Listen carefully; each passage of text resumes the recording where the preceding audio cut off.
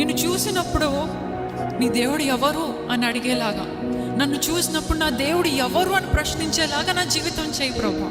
ఏదో నా ఘనత కొరకు, నా మహిమ కొరకు, నా ఆర్భాటం కొరకు, నా డబ్బుల కొరకు, ఆశీర్వాదాల కొరకు కాదు, కానీ దేవా నన్ను చూసినప్పుడు నిన్ను చూడాలయ్యా.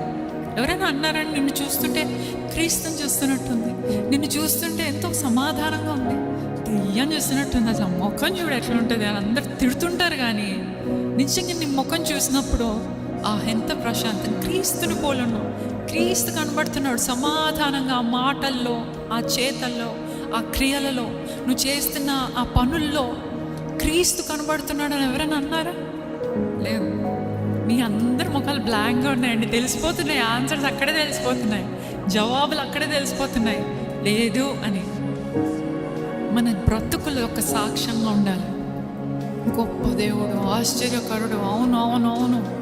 కానీ నా జీవితంలో దేవా ఈరోజు మొదలుకొని ఆశ్చర్యకార్యాలు చేయయ్యా. నువ్వు ఆశ్చర్యకరుడు. నమ్మితే సరిపోదండి, నమ్మితే సరిపోదు.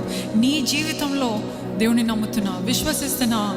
ఎర్ర సముద్రాన్ని పాయలు చేసిన దేవుడు నా జీవితంలో కూడా కార్యం జరిగిస్తావయ్యా.